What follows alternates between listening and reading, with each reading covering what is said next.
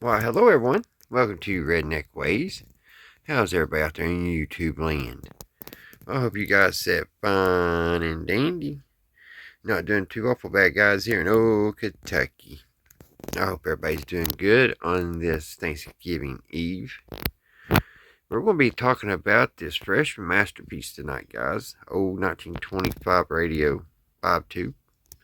But first, I was wanting to show you all something that is coming pretty fast through space, and they say it may be headed to Jupiter, but we'll get to see it pretty close. I think about December the 19th, we'll really get to see 3-1 Atlas really close. But guys, this thing is odd, and I tell you, if this thing pulls up and stops above Earth, I'm digging a hole and going underground. And I don't know what it is, but it's hard telling. With maybe God sending back something because we're all doing this AI. Who knows? Who knows? But here, I want to show you something. This is I borrowed this video from Dabo7 video. It is so interesting. Some fellers with really good telescopes. They've been doing better than NASA, and they have filmed the center of 3-1 Atlas. And you're not going to believe what you see. So here you go, guys. It's unbelievable. Alright, guys. Here it is. And check this out. Now, this is this right here. Did I kick the phone? No. This right here, guys, this is the center of it. Okay? Look at these straight lines. Look at this.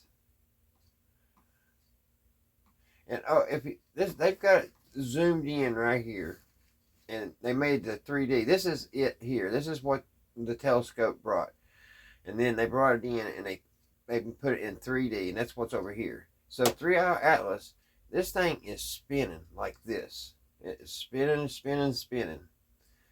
And then look at these. This is in 3D. Look at this. Look at these. There's a look.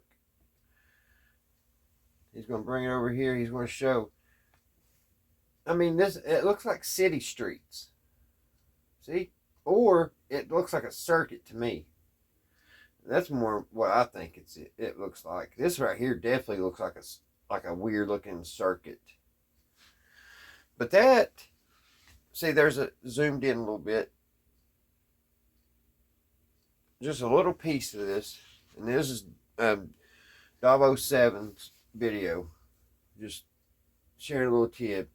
Because I've been following 3-Eye Atlas ever since, I don't know, it's been about 3 months, 2 or 3 months. And look at this, guys. Look at this.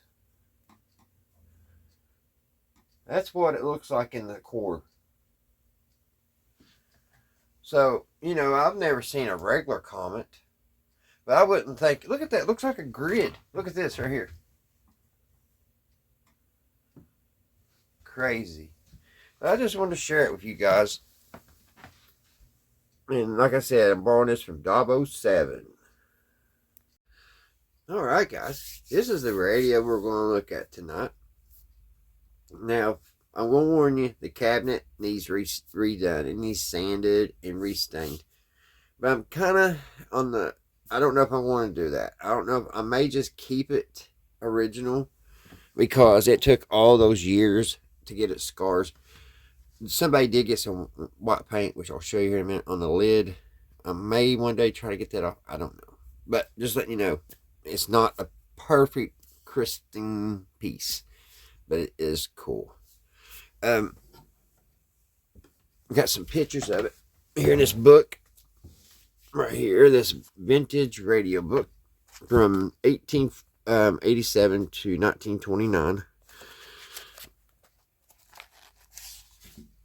which is falling apart. But there's a nice little picture of it in here. Now, it has different legs, but it is the same radio right here. And it's a 1925 freshman masterpiece, 5-tube TRF. And when it was new back in 1925, it cost $60. So, yeah, that's it right there.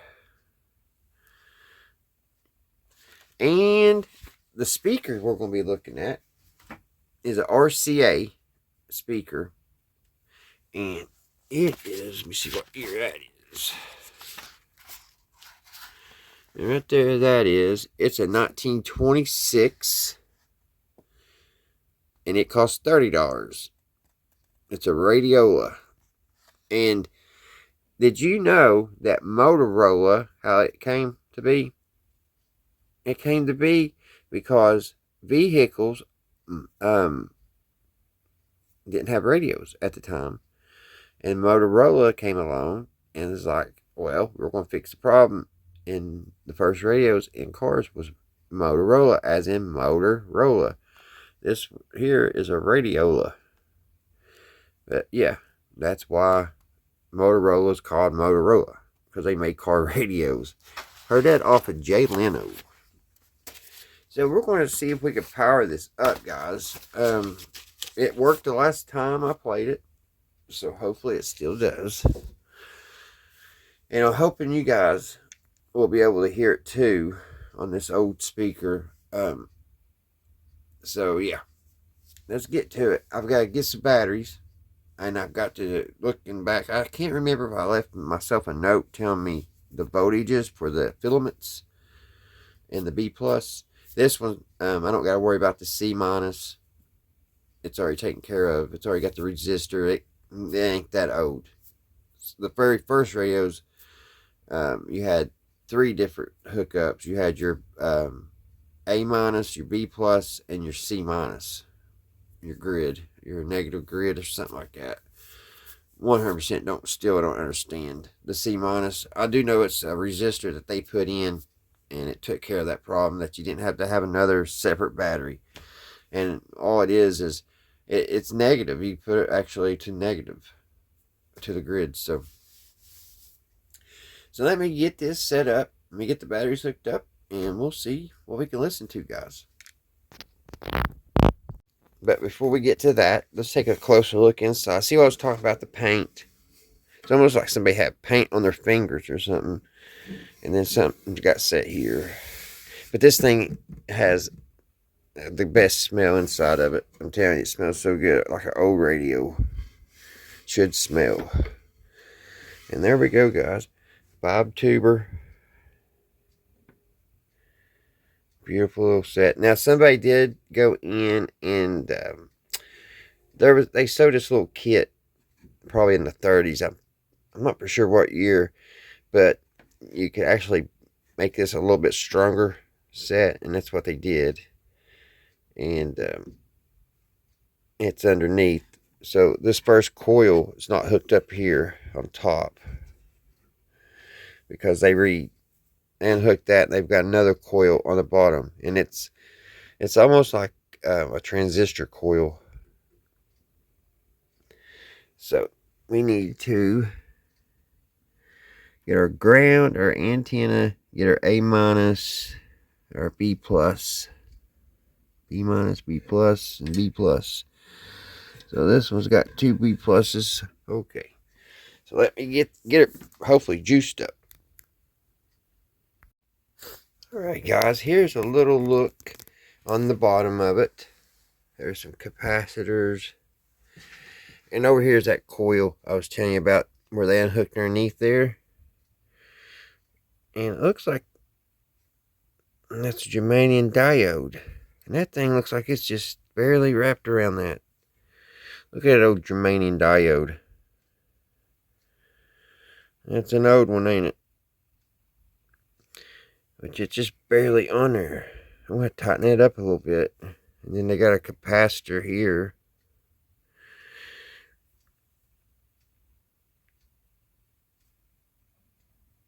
Neat stuff. That would work really good in a crystal radio, which I've been having a blast with mine.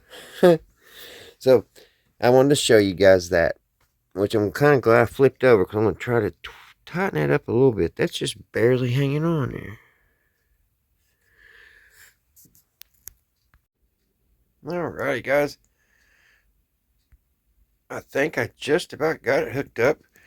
I have 90 volts for the B plus, which is running here and here, and here's the negative. Then our 6 volt for our filaments, which this is the negative, and this is the positive here.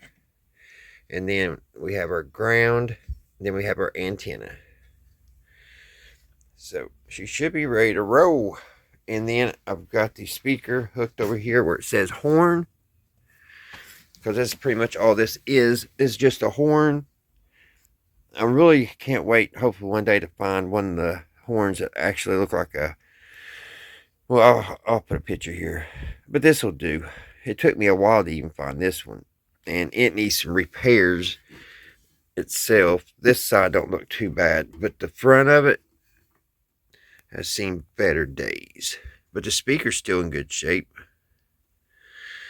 Just the cloth, but it is replaceable. I just got to find the right material, because I like to get as close as I can to what it looks like now.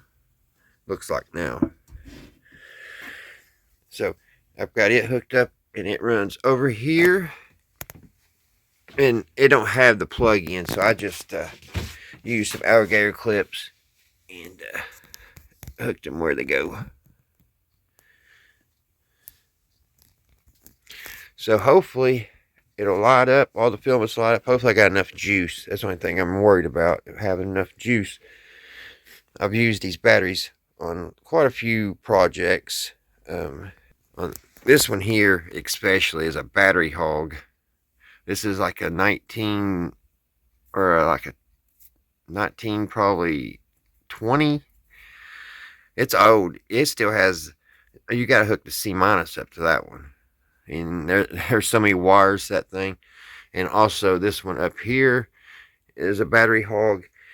And I hopefully one day, and I'm going to try this year to get the 2 tubes for this one. I'm missing, this is a RCA Rolla, and that's actually what this speaker down here is probably for. But this one is missing 2 tubes. And this was like one of the first radios like this, built like this. Alright, nothing fall please. And it was such ahead of its time that they put it in this crazy canister, and all the circuits are filled with tar, pine tar.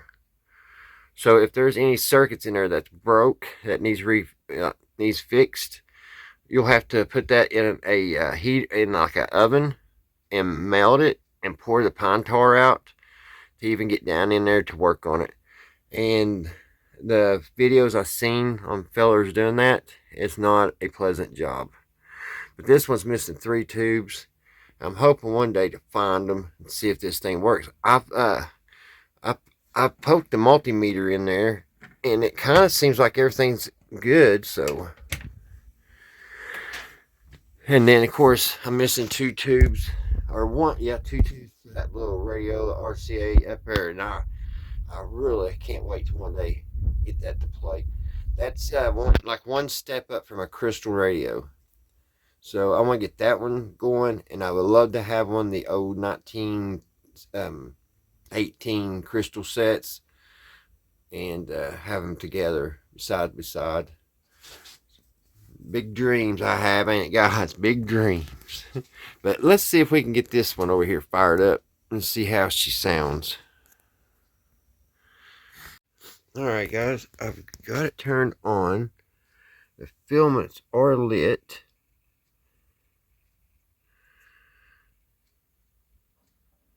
Let's see, there's another one.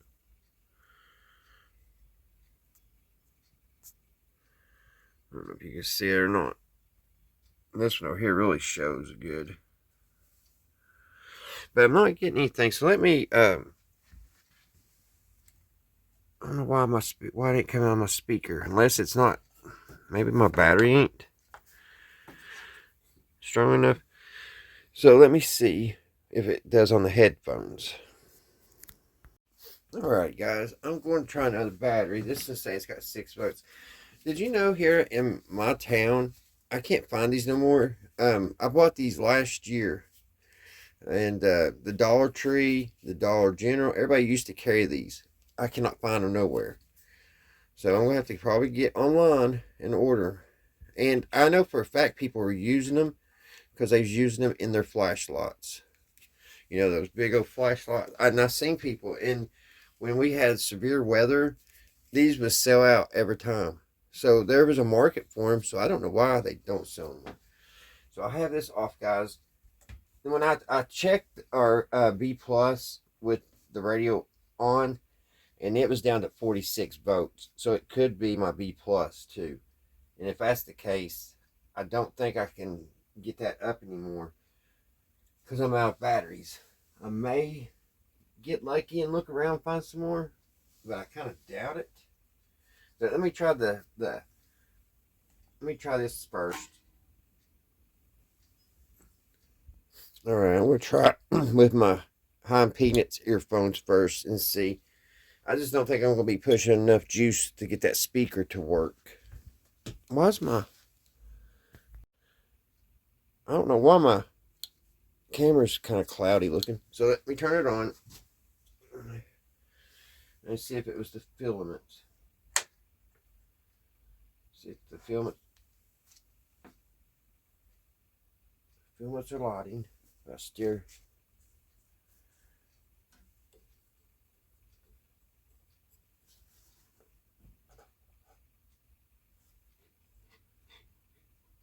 Still not hear anything. Just don't. If I turn up the rheostat on the filaments, I hear a little static. I don't have enough juice. I probably don't have enough juice for the detector and stuff. Well, we know our filaments is working, so we're, oops, I want my glasses. So let me see if I can find us some more D or 9-volt batteries. All right, let's check and see what our voltage is on our B plus now. 111. That should be enough. But see, if the batteries are weak, as soon as I turn it on, I'll have a current drop. So let me see what that does. Here we go.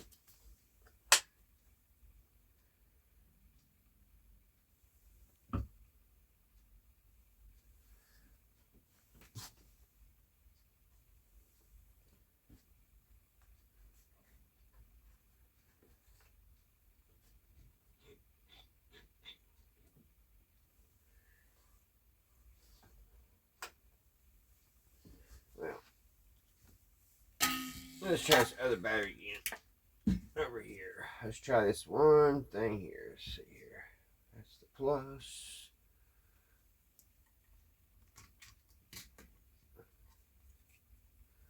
We're not getting anything.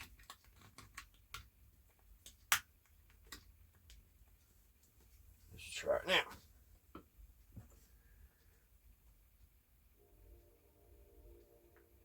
Filaments are on.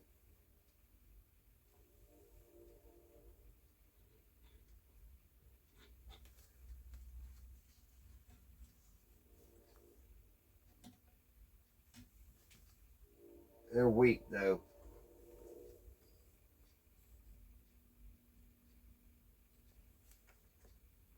Alright.